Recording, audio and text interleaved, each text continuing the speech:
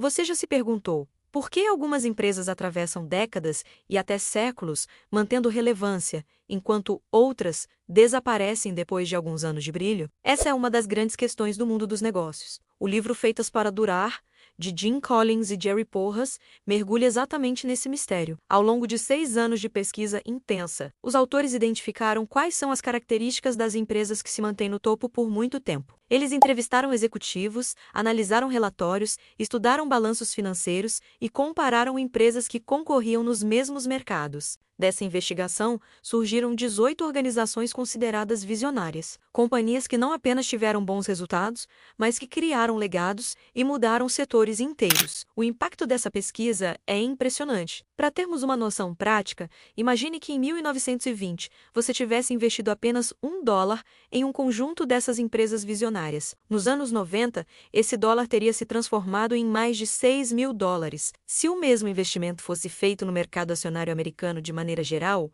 você teria algo em torno de $400. Ou seja, a performance das empresas visionárias foi cerca de 15 vezes superior ao mercado. As empresas de comparação também cresceram, mas em ritmo menor, cerca de 2 vezes melhor que o índice da bolsa. Isso mostra que não estamos falando apenas de sorte ou de momentos específicos. Essas empresas tinham estruturas, culturas e modelos de decisão que permitiram atravessar gerações. E esse tema não se aplica apenas ao mercado americano. No Brasil também temos exemplos claros de companhias que se destacam pela consistência. A Natura, por exemplo, nasceu em 1969 como uma pequena loja de cosméticos em São Paulo.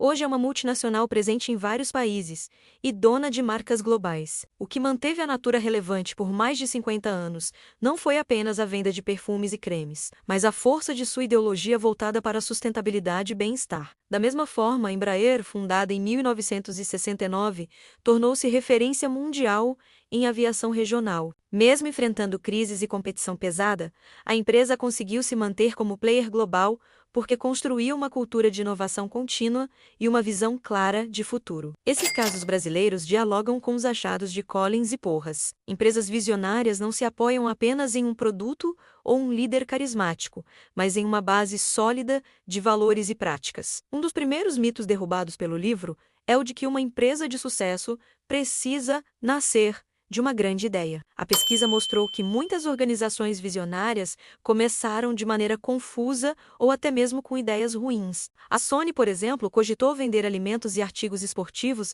antes de encontrar o caminho da eletrônica. A Hewlett-Packard tentou vender descargas automáticas para banheiros e equipamentos de boliche. Essas não foram as ideias que as transformaram em gigantes, mas o que fez diferença foi a capacidade de estruturar a empresa para se reinventar e buscar novos caminhos. No Brasil, vemos algo semelhante na trajetória da Magazine Luiza. A empresa nasceu como uma pequena loja de presentes em Franca, interior de São Paulo, e ao longo do tempo foi se transformando em uma potência do varejo digital muito antes da maioria dos concorrentes. A ideia inicial não era revolucionária, mas a habilidade de se adaptar e construir uma organização voltada para o futuro fez toda a diferença. Outro mito derrubado é o da liderança carismática. Muitas vezes acreditamos que empresas de sucesso dependem de um grande líder visionário, quase um gênio. A pesquisa mostra que isso não é necessariamente verdade. Empresas visionárias não se apoiam em um culto à personalidade, mas sim em uma cultura sólida e em um sistema capaz de gerar líderes constantemente. Johnson & Johnson, 3M Procter & Gamble,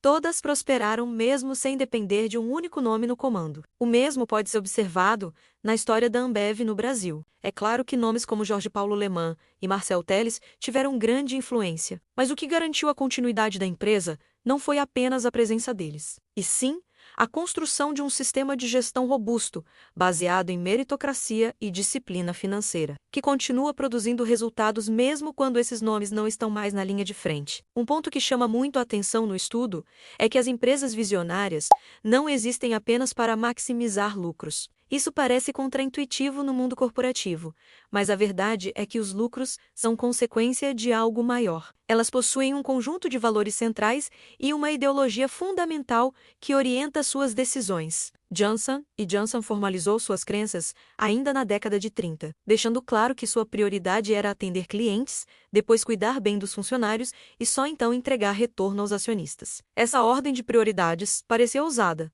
mas foi exatamente ela que manteve a empresa resiliente em momentos de crise. No Brasil, um exemplo próximo é o da WEG, uma fábrica de equipamentos eletroeletrônicos, motores elétricos, automação industrial e transformadores. Fundada em 1961, em Jaraguá do Sul, a WEG manteve uma cultura fortemente voltada para a inovação e qualidade, e ao mesmo tempo sempre cuidou de formar e valorizar engenheiros e técnicos. Resultado: tornou-se referência mundial em motores elétricos e soluções industriais. A preservação dos valores não significa imobilismo, pelo contrário. Empresas feitas para durar sabem que a única constante é a mudança. Elas preservam seus princípios, mas estão abertas a novas práticas e inovações. O Walmart manteve o foco em superar as expectativas dos clientes, mas variou suas estratégias de atendimento ao longo do tempo. No Brasil, o Itaú Unibanco é um exemplo de como preservar valores centrais, como solidez e foco no cliente, ao mesmo tempo em que adota inovações tecnológicas de forma agressiva. O banco investe pesadamente em digitalização,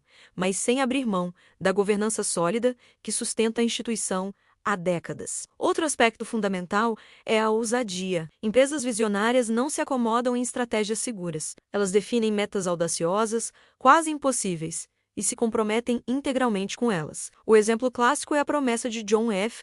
Kennedy de levar um homem à Lua antes do fim da década de 60. Esse tipo de meta audaciosa também aparece no mundo corporativo. A Boeing apostou todas as fichas no desenvolvimento do 747, quase quebrando no processo, mas mudando para sempre a aviação comercial. No Brasil, a Embraer fez algo parecido quando decidiu competir no mercado global de aviação regional. Era um objetivo ousado para uma empresa brasileira em um setor dominado por gigantes, mas a persistência e a clareza da meta tornaram isso realidade. A pesquisa também mostrou que empresas visionárias não são necessariamente ótimos lugares para qualquer pessoa trabalhar. Elas são ótimas para aqueles que compartilham seus valores. Essas empresas criam ambientes únicos, em que os valores são levados a sério e funcionam como filtro. Quem se encaixa prospera. Quem não se encaixa sai. Algo parecido pode ser visto no sistema de cultura da Ambev, que valoriza metas agressivas e meritocracia. Para alguns, é um ambiente inspirador.